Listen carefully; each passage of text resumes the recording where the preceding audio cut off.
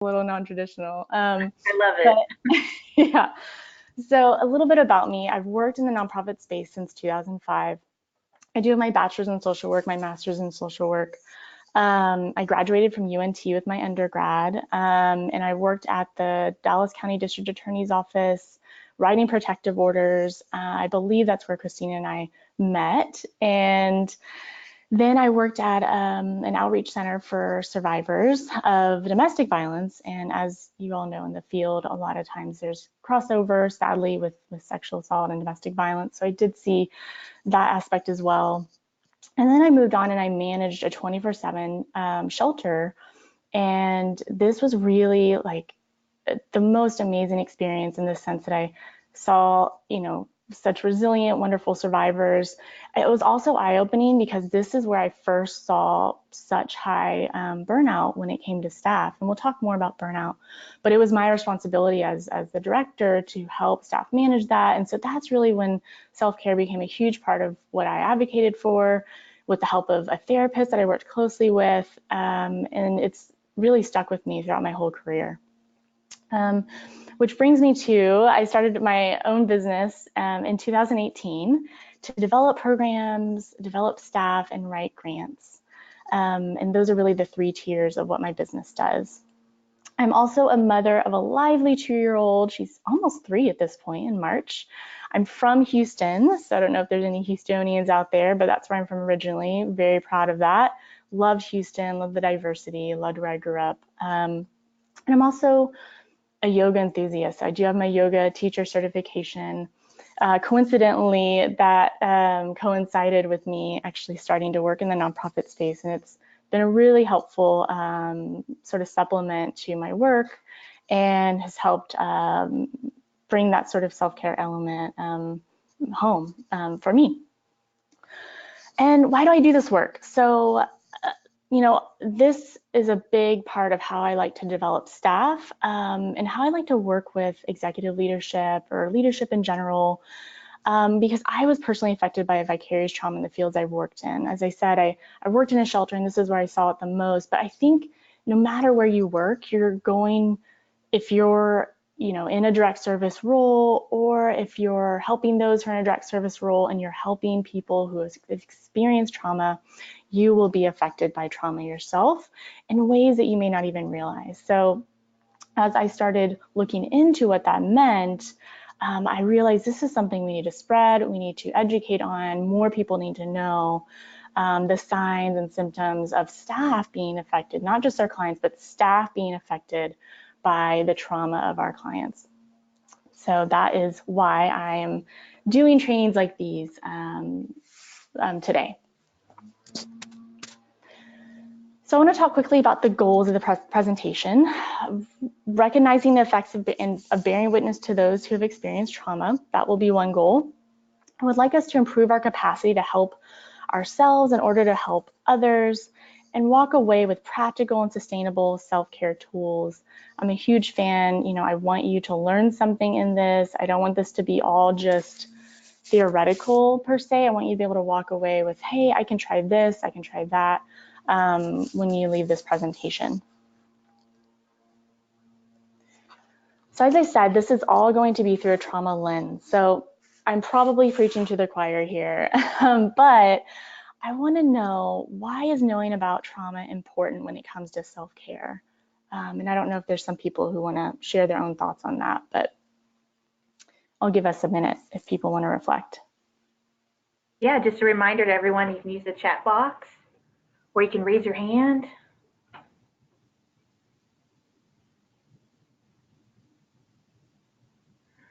I think, Summer, we were talking about how many years we've known each other. And I would say, like, even though, we both walked out with a social work degree, I would say I knew intellectually, I guess, the basics of trauma, but no one in my workplace prepared me for what it really meant on regards to how it would impact me, how it would impact others, for sure.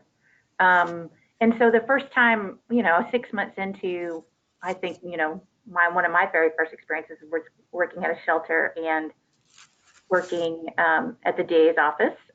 at different times, but we did do the same work in protective orders.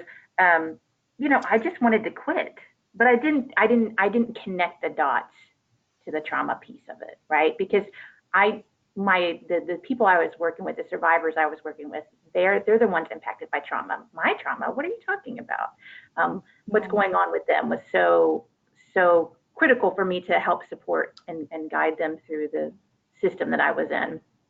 Yes, that's true. That's true. And I think you hit it right on the head. We learn about trauma and how it affects our clients, but we don't really learn how it affects us and how that might affect our ability to do our jobs, our desire to continue the type of work we're doing. So thank you for sharing that. I think it's just a simple part of our everyday work. People who experience hardship is a part of what we do. It affects us, it affects them. I think it's important to know about trauma because even just the word itself, it puts a name on what we're witnessing and sometimes experiencing, making it less likely to consume us. Yeah. And we all know in this field that language is really important. And so even just having that word trauma, I think is really helpful. And it helps us be more proactive as opposed to reactive. Mm-hmm. There's some other comments in the chat box. Teresa shared, we can understand trauma-informed care and how to apply with clients, but we can take better care of ourselves if, having that deeper understanding in recognizing those signs of trauma in ourselves. Paula said it's important to know about trauma because a lot of times everything you hear, we carry with us and the impact of secondary victimization. So thank you everyone for using the chat box. Yes, thank you. Those are wonderful thoughts. Keep them coming. Thank you so much. So to add on to that, just to give you some stats and give a little perspective, social workers are more likely to work with individuals who have suffered from trauma than any other helping profession. Up to 84% of survivors of domestic violence suffer from PTSD. And I'm sure those stats translate to sexual assault survivors very similarly as well. And then 85% of helping professionals develop vicarious trauma, compassion fatigue, and are high rates of traumatic symptoms. So all that being said, even the stats really back up, what we're probably all feeling. Those in the helping field are really affected by trauma, the trauma of our clients. So I wanted to put out there just a working definition for us all to work off of. And just to remind us that there is sort of, that can seem like this philosophical umbrella term, but just to get us on the same page. According to the APA, trauma is an emotional response to a terrible event. Immediately after the event, shock and denial are typical. Longer-term reactions include unpredictable emotions, flashbacks, strained relationships, and even physical symptoms. And something I like to also interchange this word trauma with, because it helps me get out of this term that we use a lot, is experiencing extreme hardship and its effects. And I think we can all relate to that word hardship, right? We may not put ourselves to the level of, I'm experiencing trauma, because it can seem like such a big word, but we can all relate to it's actually an extreme hardship I've experienced. So interchanging that word has helped me a little bit bring it home. And then really quickly, y'all may have heard of this study. It's the CDC Kaiser Permanente Adverse Childhood Experiences Study, and it's one of the largest investigations of childhood abuse and neglect and household challenges in later life health and well-being. And what it told us is that trauma can affect behaviors in adulthood, even, that affected us in childhood. It can last a really long time. It's generational. It doesn't just affect you, it can affect family members, your own children. And the survivor, symptoms of this, the survivor can have difficulty with control, with relationships, with self-regulating, self-soothing, just even being present in the moment. And that can look like them being angry, argumentative, over-talkative, withdrawn, isolated, restless, physical complaints, helplessness, crying. So you'll see this can go on, either side of the spectrum with how these behaviors manifest. And I think this also tells us that trauma can last a lifetime, right? And again, no I'm preaching to the choir, but just like to remind everybody, this is how it is, affecting our clients. So This is a video, I won't play it, but I will recommend, if you've never seen this video, it's wonderful. It's called Learning Brain versus Survival Brain, and it's by Dr. Jacob Ham. He's a licensed clinical psychologist, and he talks about the survival brain versus learning brain. And because much of the information about survival brain can get technical, exploring the neurological symptoms behind the stress response system. I know that y'all have all probably learned, there's the amygdala, and then there's, chemicals that happen. And that's important to understand, but it's also essential to consider the lived experiences of our clients in terms that, maybe we can explain to them or just better understand ourselves in a simpler way. And the way he puts it is there's an alarm center deep in our brains, and when we're stressed, that alarm essentially takes control of areas in the brain that manage our memories and enable us to think clearly. For someone victimized by PTSD, this alarm is on high alert, and until it gets reset, the brain is stuck in survival mode, often causing the brain's memory and thinking centers to crash like a computer's hard drive, resulting in persistent feelings of stress that seem unstoppable. Instead of exploring the world so that we can grow, develop, and engage fully in our lives, using what he's called the learning brain, the brain of a PTSD victim shifts to hypervigilance and a fight or flight state in what he terms a survival brain. And the goal here with our clients then is to create a safe space so that clients can rely on you to relieve stress and be able to be themselves. So they're developing a relationship with you, and one that can help redefine their experience. And that's, I think, the most, the best thing to remember when we're working with clients and trauma. And, they're really looking to have a safe space created so they can express their emotions and then be on a path toward getting into the more learning brain where they can truly thrive. So I just wanted to briefly touch on really how that affects clients, right? And I have a whole other training on how to work with clients and have more of a compassionate care model, which again, I know a lot of people here are already familiar with. But I did want to touch a little bit on, again, the trauma and how it affects our clients, so then we can kind of turn the page to how that really affects us.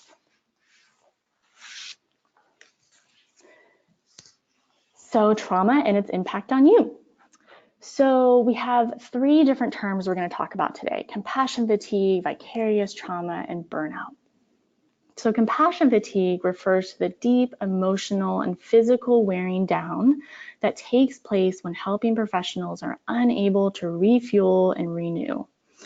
So an example would be that feeling when you get out of a session with a client and maybe you feel like your brain did a workout, you're just kind of exhausted, or even your whole body did a workout without ever having, lifted a weight or gone for a run. You're feeling fatigued overall. Vicarious trauma describes profound negative changes in our worldview due to the exposure to the traumatic content of clients. This can also be known as secondary traumatic stress, which is the result of being a witness to a traumatic event or series of traumatic events, which can lead to PTSD-like symptoms. So an example of this would be just not enjoying the things you used to enjoy. See, if you think of it like changing your worldview, that's pretty powerful, right? So for me, when I worked as a shelter director, I was on call 24/7, and this led me to be on high alert in regards to my phone. So I started associating the phone with negative things, and it would trigger me when it rang or even a text would come in. And then I just no longer liked talking to loved ones on the phone for this reason. I would start associating my phone with crisis because that's when I would get these calls. So that was one example where I was experiencing this change in my worldview. And then we have burnout. And burnout really has to do with stress and frustration caused mostly by the workplace. It's generally something that happens over time, and as it builds up, a change such as time off or a new and sometimes different job can take care of burnout or improve it, or even some improvements within the workplace itself. And some of these will coexist. So you can experience all of these at once, you can experience just one. And I do think it's worth pointing out that they're all influenced by some systems of oppression that we live in. So this isn't anybody's fault, right? That we feel it's not our client's fault, it's not our fault. We live in a system where these things exist because there's just not support, right? So for instance, how many of you have gone to a dinner or lunch with a new potential friend and you tell them what you do and they say, oh, that's so hard, or, oh, I don't know how you do that, you're such an angel, or something like that. That just goes to show you there's a lack of societal and structural support for what we do. So these feelings are normal. This is not on you. The brain really can only take so much when it comes to the amount of trauma you're exposed to or the amount of empathy you're expected to exude sometimes. You're going to have some reactions like this. So there's this wonderful book by Laura Vandernoot Lipsky, and she wrote a book called Trauma Stewardship. And I don't know if any of y'all have read this book, but I highly recommend it if you have not. And it's about recognizing this impact of trauma and being intentional about how we live with that impact. So the trauma exposure response that she talks about is the transformation that takes place within us as a result of exposure to the suffering of other living beings or the planet. So this, she talks about this doesn't just include people who work just directly with people. This includes people who maybe work in the field of environmental advocacy, right? Given the content of the daily newsfeed, I might argue that we're all experiencing a trauma exposure response. And I would argue that those who do work that is flooded with trauma experience, that response is that much more. And so I'll briefly go through what all 16 of these are, and then I'll share a personal struggle I've had.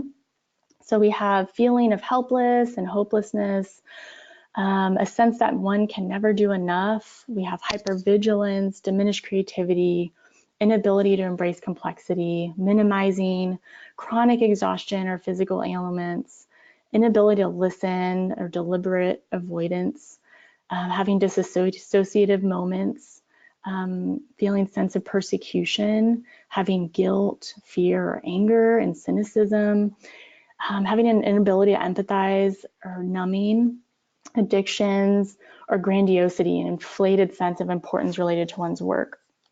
So my personal struggle has been with guilt. So for me, I've struggled with this idea of, maybe I shouldn't go on vacation because then I'll be leaving all my staff or my coworkers or my clients. They can never go on vacation. So why do I even deserve that? So these feelings of guilt are things I've had to address, and one that has certainly been a trauma exposure response in my life. And these can really manifest as physical symptoms too, such as changes or disturbance in appetite or sleep patterns and chronic illness. You can start or resume or increase your use of coffee or cigarettes or alcohol or drugs as a way of coping.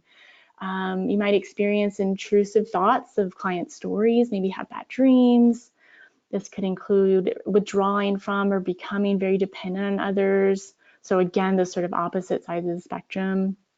You could feel anxious or frustration with clients and coworkers more often than usual, feeling helpless or paralyzed or becoming very controlling or regimented, avoiding your work or coworkers because you're feeling overwhelmed, emotionally distancing yourself from work, feeling less available or sympathetic to problems that you might have once been able to be there for people about, even feeling as though you have less energy or interest for things you typically enjoyed. And again, those all kind of go into, is this starting to change my worldview? Is this starting to change who I am as a person, right? And who I know myself to be? Is it disturbing your life and ability to function? Do I need more support? So that's a lot. There are 16, and there's a reason for that. This is going to look differently for everybody. There's also a few terms I want to discuss that were something I found by the TED Academy, this amazing resource in California. And they paint a picture as to how trauma can permeate a workplace. So we have two terms, spiderwebbed and contagion. So getting spiderweb. So they use the term slimed and I changed it to spiderwebbed because I don't know, I just didn't like the image of, I don't know, the slime. So I changed it to spiderwebbed. But it's used to describe the kind of debriefing that happens without warning or permission and generally leaves the person receiving the information feeling as though they are now caught up in the story and trauma. It's nearly invisible, so it can go unnoticed. So for example, you're just like a spider web. You're walking down the street, all of a sudden you walk into the spider web and you have that yucky sort of feeling. You can't quite take it off. It's really hard to, you can't really see it. So you have those times that we vent to each other, but maybe one time it went too far and you just have that feeling of, man, like I feel heavier now. I feel like, ugh. So, sometimes that trauma, that secondary trauma, that vicarious trauma can be passed on in the workplace, just really unknowingly, unintentionally. And there's something called contagion. So without realizing it, helping professionals can unwittingly spread traumatic stories, again, through their colleagues, family, and friends. It's common for helpers to feel desensitized and often admit that they don't think of secondary trauma that they pass along to the recipients of their debriefing. Some may say that the sharing of gory details is just a normal part of their work.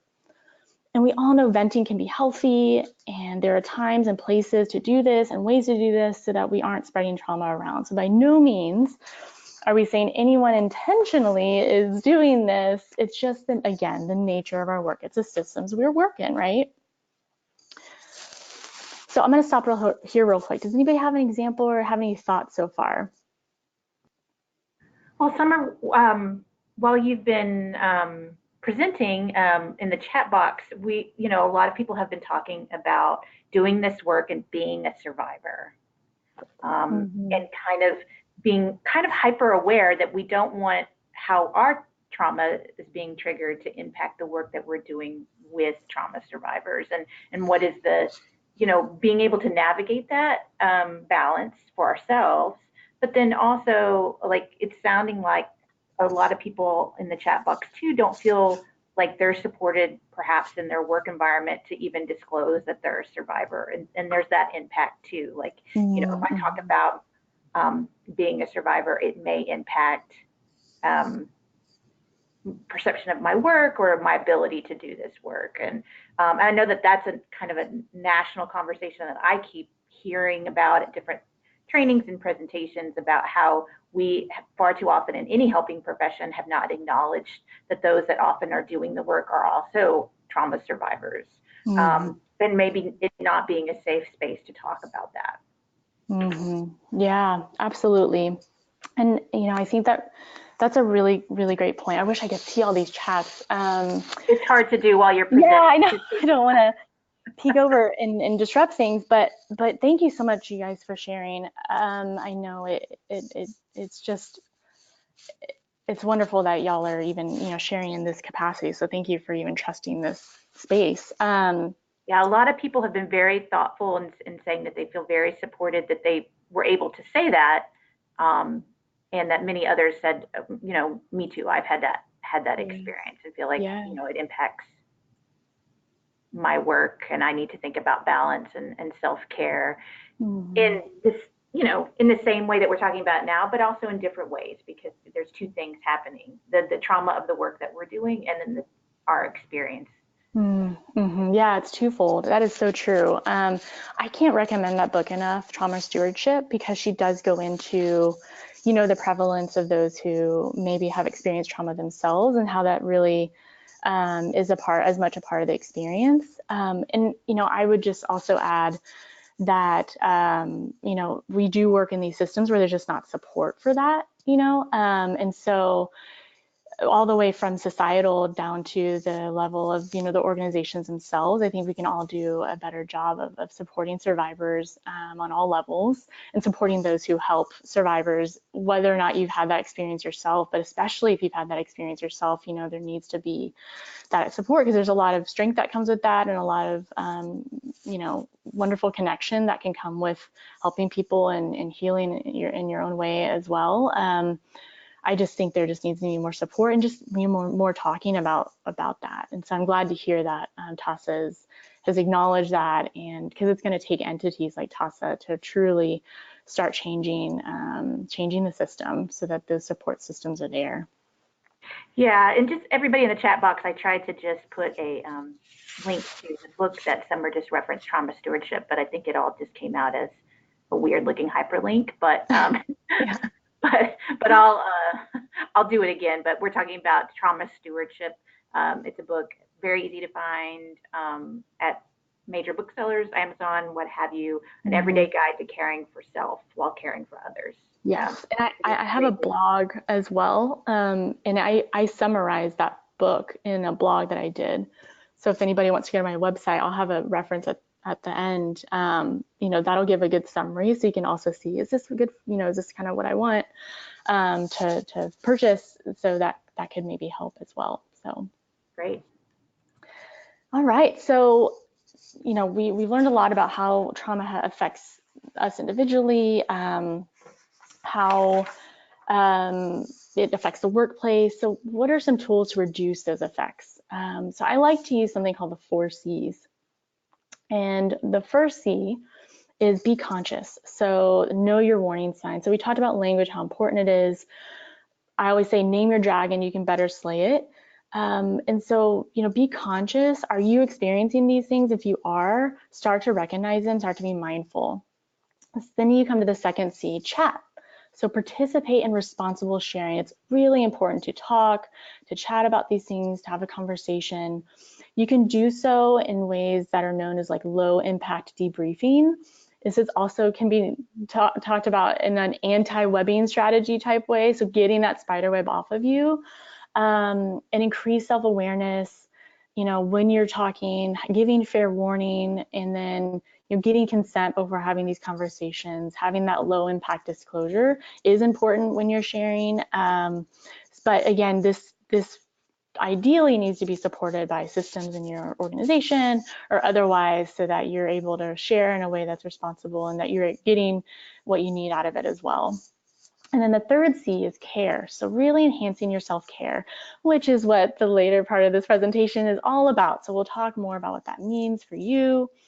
And then my favorite is the 4C, continue what works. So I'm a huge strengths-based perspective social worker. Do what is working now. You have made it this far.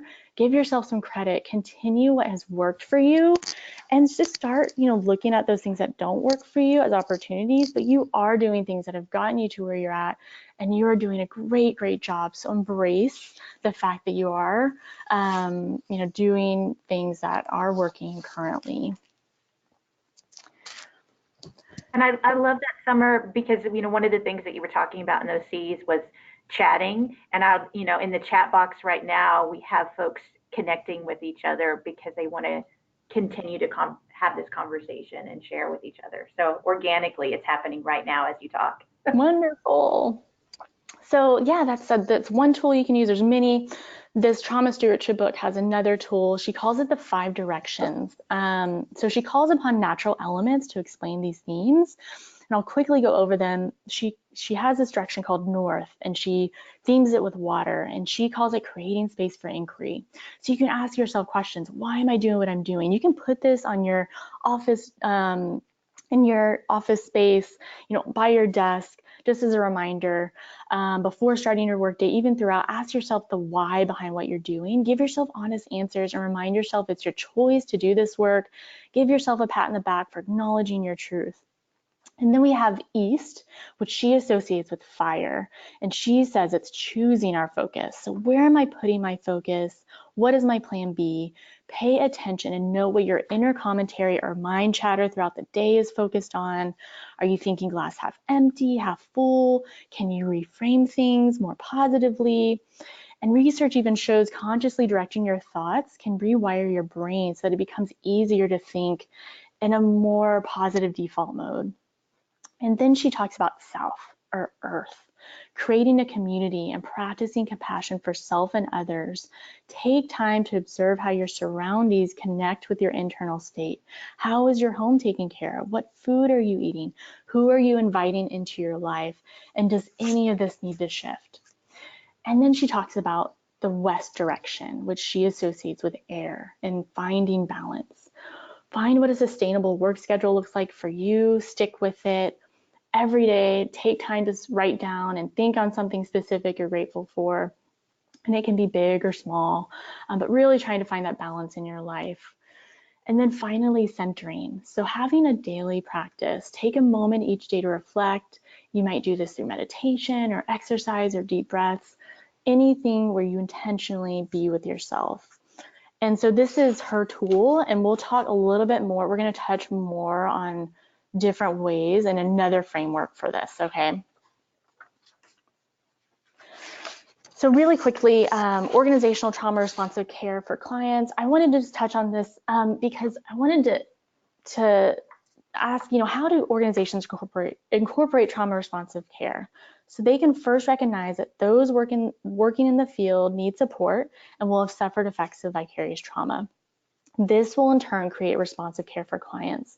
Organizations should recognize the vicarious trauma effects staff both personally and professionally have experienced. Organizations can start by developing a plan for reducing this trauma. This can include having regular check-ins for debriefing, supporting the development of staff capacity in this area through resources, education, training, and creating outside opportunities for staff to engage in wellness-related activities. And individuals can begin by recognizing that being affected by this work is normal. The very nature of what we do is physically and emotionally taxing. This is normal. We need to normalize it. We need to talk about this more, and it needs to be a part of how we're delivering services, right? So for clients, an organizational responsive care may look like an attitude of yes as opposed to no, where every staff member feels as if they can make suggestions.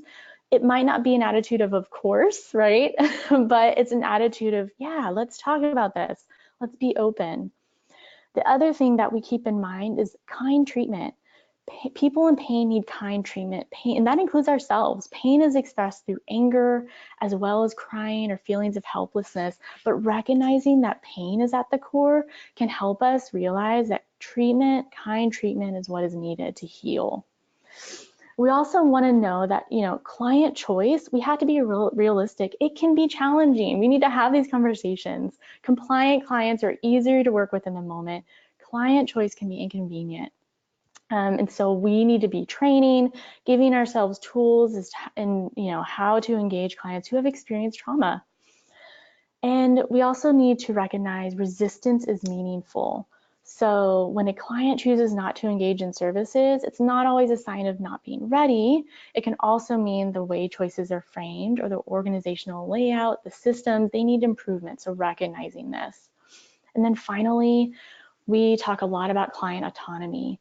So we're the experts on resources and they're the experts on their lives. So I have a really good friend. She's worked in the field of refugee, immigration, domestic violence for a long time. And she likes to say, we're a map, we're not a GPS. So we all remember, when we didn't have our Google Maps on our phones, right? You had to look at a map and then you get the layout and then you get on the road and you have a clear expectation where you're going. Well, sometimes clear, sometimes you have to look again.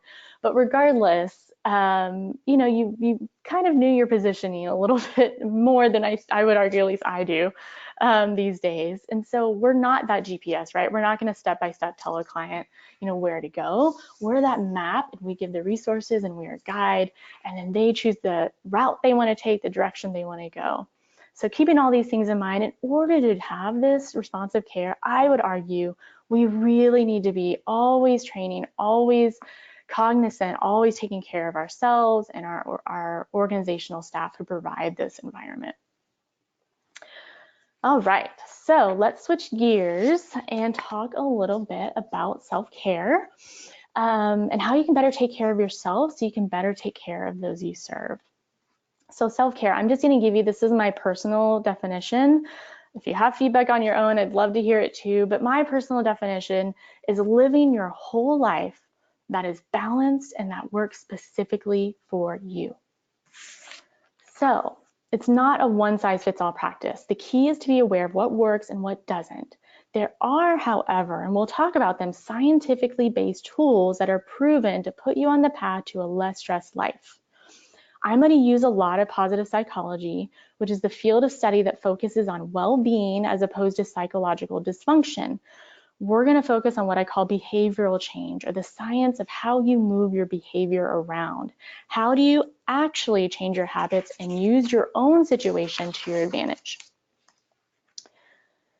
So before I do that, we're going to talk about happiness misconceptions. So there's this professor, her name's Dr. Laurie Santos. She teaches psychology and cognitive science at Yale, and she has a class called Psychology in the Good Life. It's the most attended class, like most popular class at Yale. And she also has a podcast called The Happiness Lab, and I have a resource at the end I'll share with you. I can't recommend it enough. It's amazing. But she says, if you think about what will make you happy, people tend to think, I have to change something, I have to change my circumstances or get a new job or a higher salary or move somewhere new. But the research shows is that our circumstances matter incredibly little for how happy we are. Researchers try to estimate it, which is a little tricky, but they do say that circumstances matter only about 10% in your happiness. And so much more of what it is the way you frame things and what behaviors you engage in. Now, I realize I'm talking to workers who help people flee sexual assault situations, so I'm not obviously saying that victims are responsible for being happy in those situations. They're being abused, they're in crisis, they need to leave. Those circumstances need to change. What I'm talking about are those situations that are otherwise your normal everyday challenges, maybe a hardship, but not abuse or life-threatening, okay? And also, I really want to preface that this is no way a substitute for therapy or professional help. If you or someone you know is in crisis, seek that professional help immediately. There is no substitute for that. That being said, the picture above, I think, encompasses the idea of being comfortable with the uncomfortable. The sooner we can get comfortable with what is happening instead of what may have been, the happier and less stressed we can be. It's how we do that is the question. Okay, so one of the first concepts you want to be familiar with when it comes to less stress and more happiness is the concept of valuing your time. So 60% of working parents report feeling always rushed, and 80% of working adults with or without children would like to have more time to spend with loved ones. In psychology, this sense of not having enough time is known as time famine. The sense of having plenty of time is called time affluence. So researchers talk about this concept called time affluence, which can be a foreign concept because we in the society are always seemingly in the opposite, which is time famine. We're constantly so scheduled that we don't even have those simple breaks for things that make us happy, like having coffee with a friend. So what the research suggests is that folks who prioritize their own time affluence are happier than those who don't, even when it comes to the cost of, say, something like how much money you make. If you give up a salary time to have more free time, they actually tend to be happier on average. So as a personal commodity, money is extremely elastic in that you can accumulate an infinite amount of it, and your income fluctuates at different points in your life. But time is intrinsically inelastic. You can't accumulate more of it. You've never had any less of it. You get the same amount of minutes and hours in every day of your life. So by that reasoning, researchers of this time affluence say that we, should be valuing time even more than the dollar. Now, I know for all my nonprofit workers out there, money is and can be an important consideration. So that being said, the research does show that when you have enough to live comfortably, money is not as much as an issue as the idea of time management. And it's just interesting because an abundance of money in our society is considered a status symbol, while an abundance of time is considered shameful. So that's why in America, there's a premium on busyness. And according to research, this does not hold true in many other cultures where there's a stigma on abundance of time. So what does that really mean? So valuing time just as much, if not more, as you value money is important. Schedule in your self-care and leave room for time affluence. So I would suggest things like having space between your client meetings, so not doing back-to-back, right? Even just meetings in general. Leave room in your schedule for breaks. Put it in your calendar. It's one of the most effective ways you can start to relieve stress. So the second concept is seek out real social connection. So the research says that social connection leads to happiness. So we are social beings. There's there's research that states this is the case even just for introverts. So to all my introverts out there, myself included, you can't escape this one. The way that we do it may be different, and I can talk to anybody afterwards about how this might look different for somebody who's more introverted. But we are social beings. We need that connection. And these days, we're spending much more time alone than we've ever seen, and that comes through things like technology use. So there's this myth of social connections on things like Instagram and Facebook. I mean, it's called social media, for goodness sakes, but the research suggests that you need to be there in person, having these connections to reap the benefits. So embrace the holidays, for example, embrace the social interaction, strike up a conversation with a stranger in the elevator, and try to get off your phones and look up and look at those people around you, because healthy interactions with people will lead to a healthier you. And again, I stress the word healthy because maybe not everyone we interact with is super healthy, but you never know until you kind of put yourself out there. So the third thing is a mindfulness meditation. This one is near and dear to my heart because it's a part of another training that I do. So while Eastern philosophy has embraced this for years, us in the States are starting to embrace it and recognizing the benefits of it pretty recently. But researchers have conclusively linked increased happiness with a meditation practice, even as little as 10 minutes per day. So what's a term for this that we can agree on? So Kabat-Zinn defines it as paying attention in a particular way, on purpose, in the moment, and non-judgmentally. Non-judgmentally being the key word. So you can't do it wrong, okay? If you are just trying to just pay attention to what's going on in your mind, you are doing a mindfulness practice. So the science behind mindfulness, what does it actually help us do? So after 8 weeks of mindfulness, the brain's fight or flight center shrinks. The prefrontal cortex, so that area that makes all that decision making, it's an area of awareness, of being more proactive. It thickens, so it becomes stronger. And the connection between the amygdala, which is that stress response center, and the rest of the brain weakens. And our primal responses to stress are superseded by thoughtful ones. So lots of activities can boost the size of the prefrontal cortex, but it's the disconnection of our mind from its stress center that seems to give rise to a range of physical as well as mental health benefits.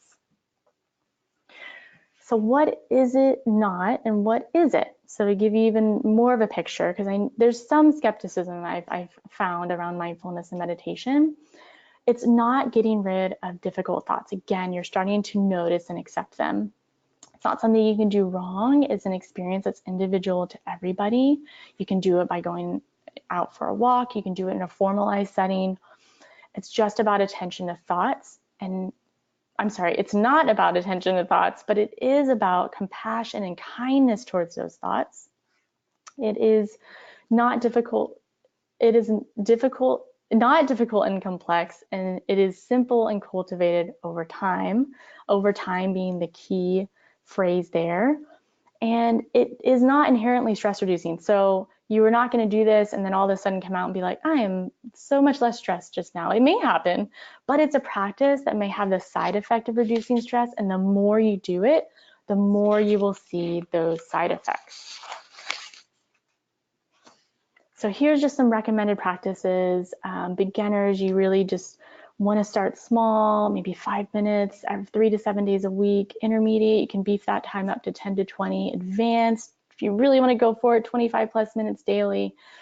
And then these are going to be something that you want to do over time in a consistent way. Okay, so the fourth approach to self-care is sleep and exercise. Getting 6 to 8 hours of sleep and getting regular exercise is beneficial. I know it's a huge shocker, guys. This is what we hear all the time, but it's true. Stanford researchers found that resolving insomnia in depressed patients doubled the success rate of treating their depression. And studies also suggest that a half hour of exercise is equivalent to an antidepressant. So bonus points too for when you can do these things that happen all at once. So get your social interaction by running with a friend, get your mindfulness and exercise in, maybe by doing yoga. And then make sure you're planning for these things and valuing your own self-care time by penciling them into your calendar. So for example, I have a noon slot in my calendar every day for yoga, exercise, or just a simple downtime to practice my own time affluence. Sometimes I get to it and sometimes I don't, but I know it's there, and I purposely try not to schedule things. All right, so the last thing that we're going to talk about is the fifth approach, which is planning. So happiness in the end is a mindset to be cultivated, not a condition to be imposed. The hope is that you're not just happier and less stressed, but that you also have a variety of tools that enable you to take control of your happiness.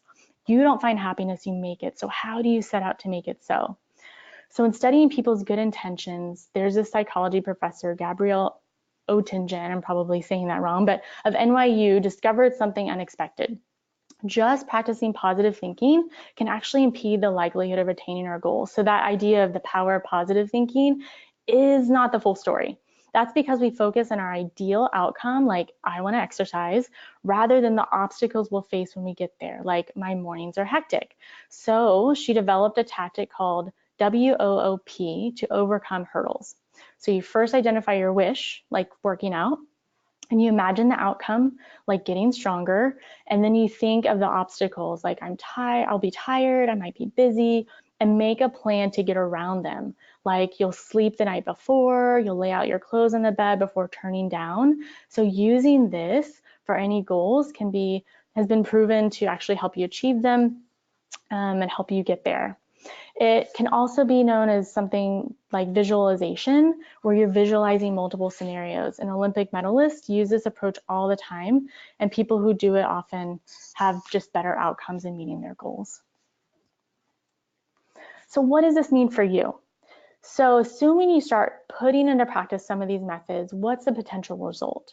So personal benefits have been linked to decreased stress or anxiety, improved memory, just overall improved in your communication and relationships. On a professional level, it helps you develop more empathy for clients, more compassion, have that attentiveness and engagement that is helpful in your interaction with clients.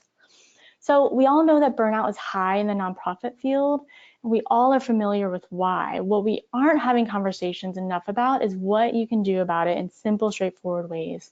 So I know that when we go home, life is busy. So if we are given opportunities through work to practice self-care, then we can carry that out in our personal and professional lives. And for some of us, it may be the only time that we dedicate to ourselves. So my hope is that you can do these things on your own time, but that we also start cultivating environments where people can do these things at work. And not only is it possible, but incentivized and weaved into organizational policies. So I want to touch on something I said in the beginning. Self-care is not a one-size-fits-all model. So one important thing you can do is ask yourself how you feel after you do these certain initiatives, or better yet, write it down to reflect on later. This will help you create happiness goals that are indicative of what will work and what you may stick with more. So that being said, here's some resources. I talked about the Happiness Lab. It's an app.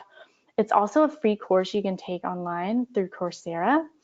And then there's this journal. I've used it personally. I really love it. It's called the 5-Second Journal. You don't even have to buy it. You just go to 5secondjournal.com. You can print out the sheet online, and it's a journal you can do every morning or whatever time of day that you like to journal.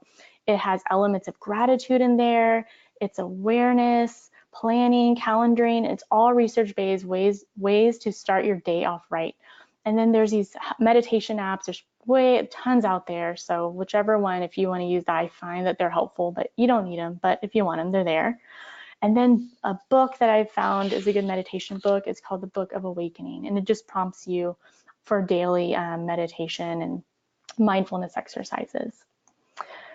So I know we're right up against the end, but I think we have a couple of minutes for questions, if anybody has any. Yeah, so while people are kind of processing and thinking about any last minute questions, Summer, I want you to know, because I know it's very hard to keep up. It's almost impossible to present a webinar and look at the chat box at the same time. But, you know, talking about self-care being very individualized and what works for you, it was just kind of organically the conversation. People started sharing some things that they find that they do, like boxing and knitting and crocheting, Somebody's asking if you could go back to the last screen to share the resource page. Yes, sorry, there you go. And for anyone in the chat box or in the materials, I put the link to Summer's PDF so that you'll also see the resources listed on the PDF as well. Yeah, so that y'all have a copy of this presentation so you can reference it whenever you need. And it will have these, and I did not put trauma stewardship on there, but it is in the reference in the pages that we talk about it so that you can look at that author and reference back to it. Yeah, and so many people are saying thank you, thank you for your time, but thank you for the connection that everyone shared within the chat box. I think a lot of organic conversations just kind of started, and I think this is a great illustration about what you were talking about, what can happen in organizations when we prioritize talking about how trauma impacts our work. Yes. And how we can take care of ourselves and take care of each other, and prioritizing that and creating space for that, knowing we're not going to get it perfect or 100% correct all the time, but that we got to try, right? Yeah, absolutely. Absolutely. You got to try, you got to find what works for you. And it's a journey, Yeah. it's going to be great, sometimes, and then, life happens and you just have to keep going and do what works for you.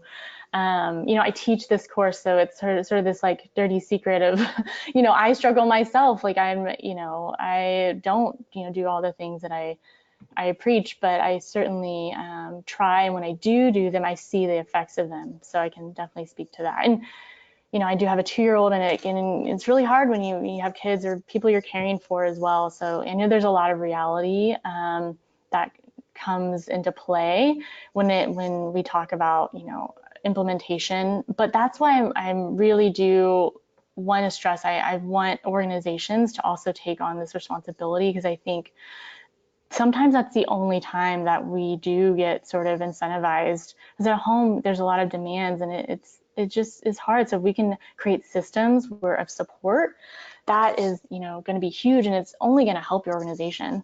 It'll help with retention. It'll help with clients, getting a happier, healthier, person helping them. So I do think that does need to be something we talk about more. Absolutely. And I have a lot of hope around that. Yeah. Well, everybody, you see Summer's contact information right there.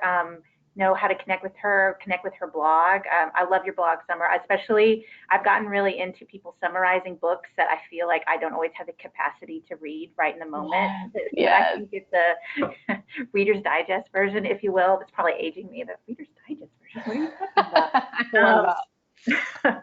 But thank you so much. I've also, for everyone, I've put my contact information in the chat box. You also have it in your email if you registered. At the end of this webinar, it'll automatically generate an evaluation. We would love to have your feedback. If you take yes, absolutely. I'll share it with Summer as well. We also want to hear from you, like other content that you would be interested in hearing about, whether it's webinars like this or other things that will support your work. Anything goes. We would love to hear from you, because not only do we do these webinars, but we do training out in the community across the state of Texas, but also want to make sure that the events that TAASA hosts, like our conference, are meaningful and impactful to the work that you do. So evaluations in whatever form we can get them are always so helpful.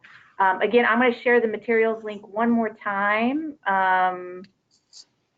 Just there's a few people asking for that, but otherwise this webinar has been recorded and it'll be on our YouTube channel soon. So always you can check it out by just putting Texas Association Against Sexual Assault on YouTube and find our YouTube channel there. We'd love to have you follow us on Facebook and Instagram. We post some really great things. We've been really focusing. Our membership liaison, Courtney, who's on the webinar today too, has really done a great job of creating space on our Facebook page and other spaces to talk about self-care and taking care of each other and taking care of ourselves. And it's something that TAASA has really prioritized for ourselves internally. And Courtney just shared the YouTube channel. Thanks, Courtney. All right. Well, I want to be respectful of everyone's time since we've gone over. Thank you so much, Summer. We so appreciate you and your work that you're doing and sharing your time and expertise today. Thank you to all of you for coming together and having this great conversation. And we hope to see you on our next webinar. Thank you, everyone. Thank you.